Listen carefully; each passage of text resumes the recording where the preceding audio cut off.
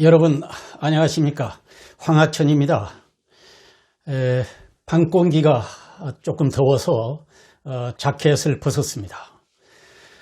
서당께 3년이면 풍어를 읊고 식당께 3년이면 라면을 끓인다라고 하는 속담이 있습니다.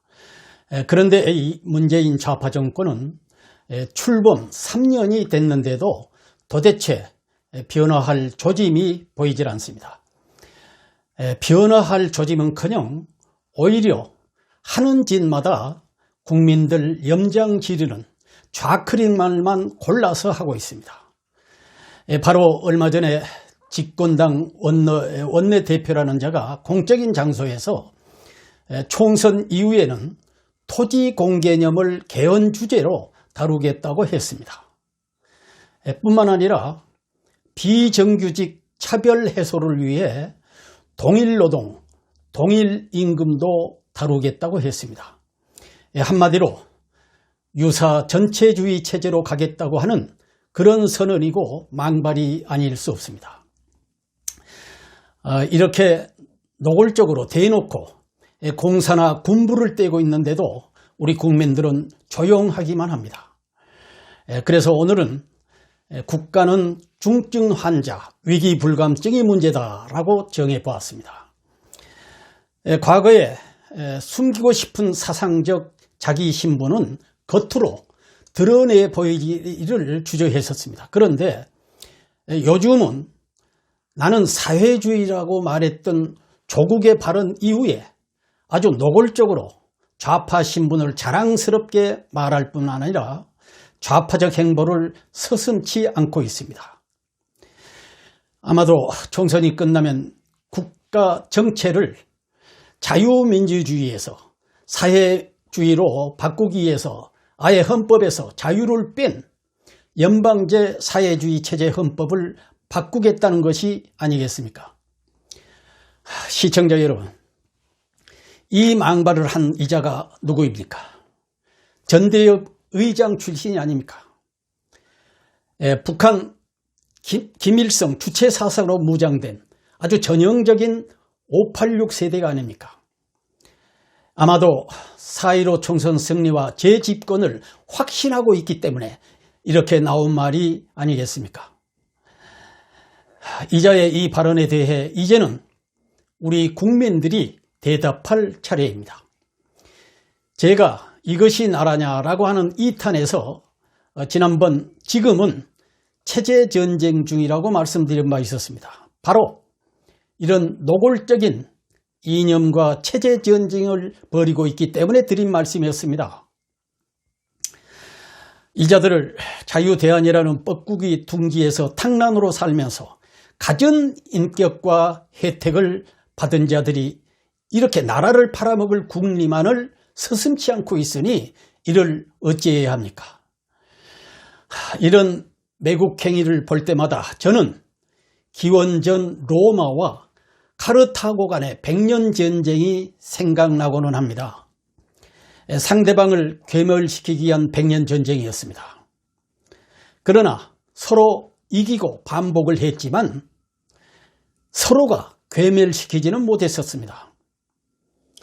그런데 어느 한순간 괴멸시키고 말았습니다. 그 이유는 카르타고는 성벽이 세계에서 가장 치밀하고 완벽해서 로마가 감히 함락시킬 수가 없었습니다.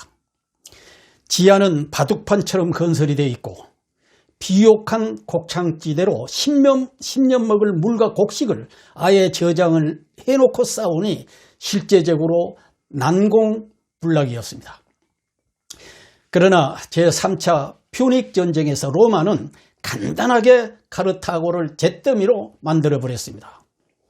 이유는 간단했습니다.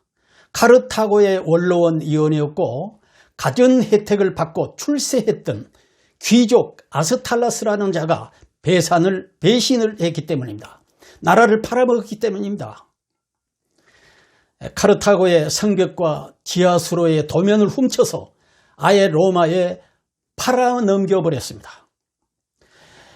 도면을 팔아먹는 것도 모자라서 로마군 6만 명과 함께 카르타고에 다시 들어와서 성벽과 지하수로의 출입구를 샅샅이 알려주면서 아예 순간에 이기게 하고 말았습니다. 이 카르타고는 로마보다 일찍 건국되었었습니다. 당시의 정치, 문화, 군사, 예술 모든 분야에서 세계적 선두주자였던 이 카르타고는 이렇게 자국민의 배신으로 인해서 역사에서 사라지고 말았습니다. 지도상에서도 아예 지워지고 말았습니다. 카르타고 사람들은 도륙되고 말았습니다. 목숨을 부지한 사람들은 모두 노예로 팔려가고 말았습니다. 카르타고인들은 결국 멸종되고 말았습니다. 전쟁터에 시체가 쌓이고 발가벗겨진 여자들이 피범벅이 된 채 아예 시체로 메워진 물을 맨 위에 넓어져 있었다고 기록하고 있습니다. 또 한 집안에는 30-40명의 여자들이 찢긴 옷가지와 바닥에 깔린 멍석들이 모든 것을 말해주고 있었다고 기록하고 있습니다.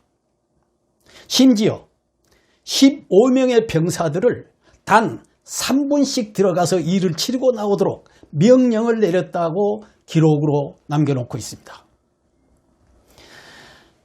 절대 망할 수 없었던 카르타고가 망한 것은 이 귀족의 배신 때문이었습니다. 매국행위 때였습니다. 시청자 여러분, 지금 우리나라도 남의 나라 얘기가 아닙니다. 지금 호시탐탐 나라를 팔아먹을 궁리를 하고 있는 주사파들이 한두 명이 아니기 때문입니다.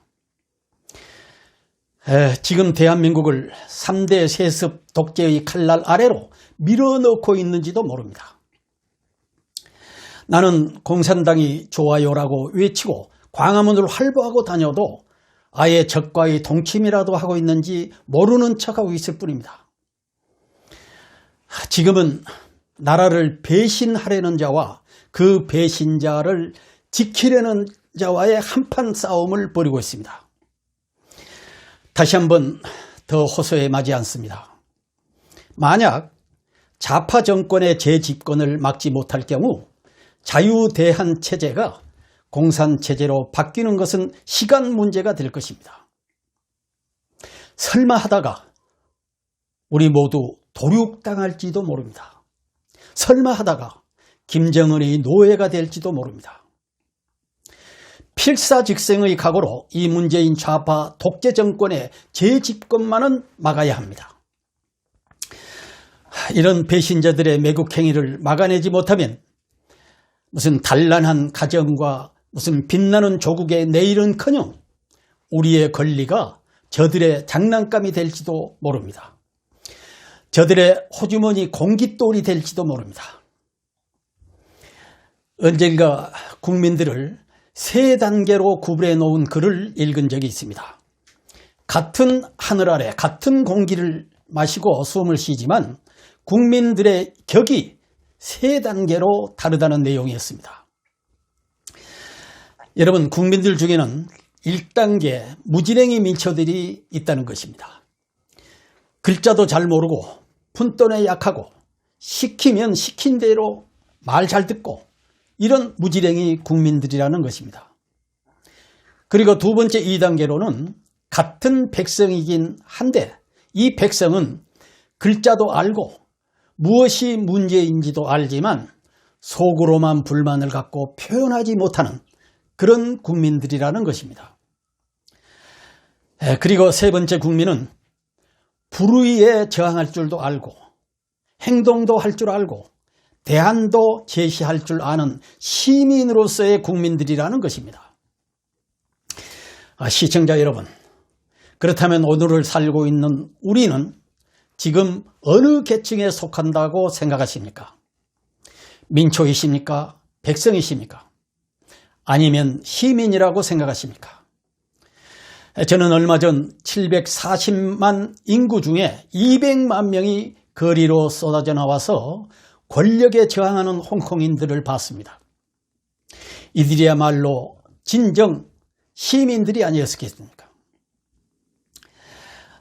스스로 자기들의 천부 인권과 생존권 보호를 위해 목숨을 걸고 투쟁했던 시민들이 아니었겠습니까?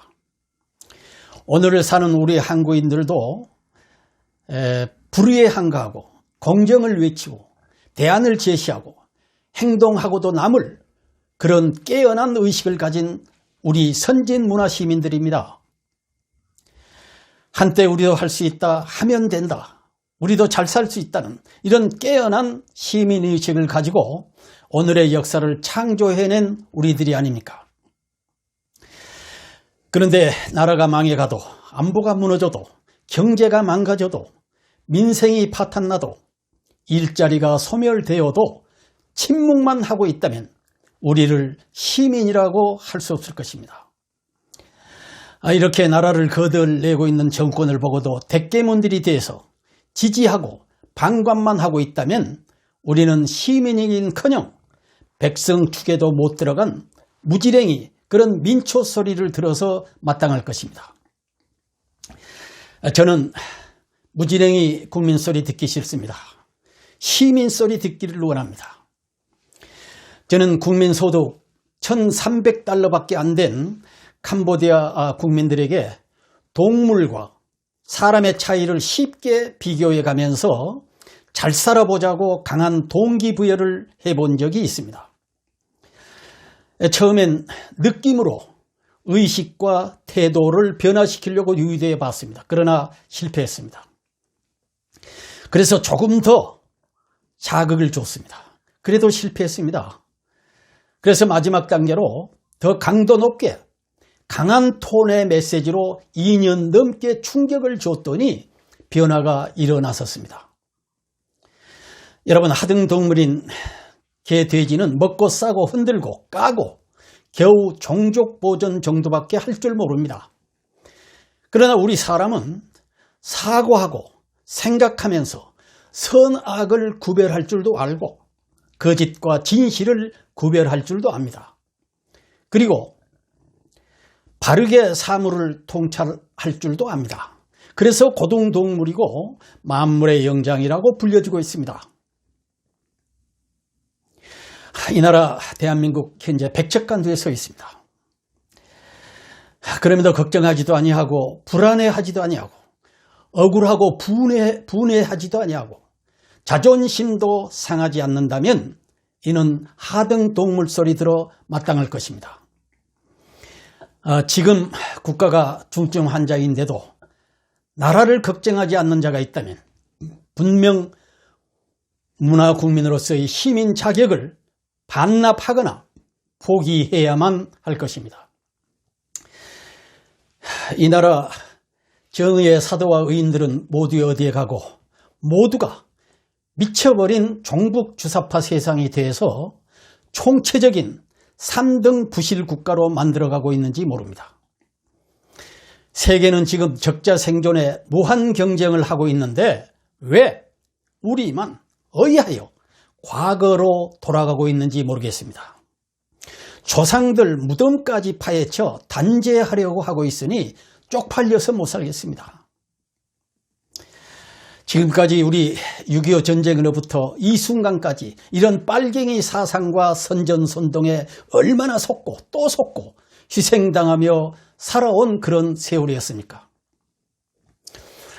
그런데 그 속물들이 아예 이제는 청와대를 점령하고 삼권을 장악하고 사회주의 경제 연방제로 가려고 무소불위의 거침없는 행보를 하고 있습니다. 위기의식을 갖고 대비하지 아니하면 천추의 한을 남기고 세상을 떠날지도 모릅니다. 이 문재인 좌파 정권은 감방에 가기 않기 위해서라도 오는 총선에 수단과 방법을 가리지 아니하고 부정선거라도 해서 이기려고 할 것입니다. 온몸으로 막아내야 합니다. 벌떼처럼 모두가 각성하고 떨치고 일어나야 합니다. 우리의 적은 멀리 있지 않습니다. 적은 바로 우리의 내부에 있습니다. 내부의 적, 좌파들이 무서운 적입니다. 현재 대한민국은 중증 환자 중에 있습니다. 이 환자, 위기불감증을 가지고 깨어나서 환자를 회생시키는데 우리 모두의 힘을 합쳐야만 합니다. 오늘은 여기까지 모시겠습니다. 다음 시간에 뵙겠습니다. 여러분 감사합니다.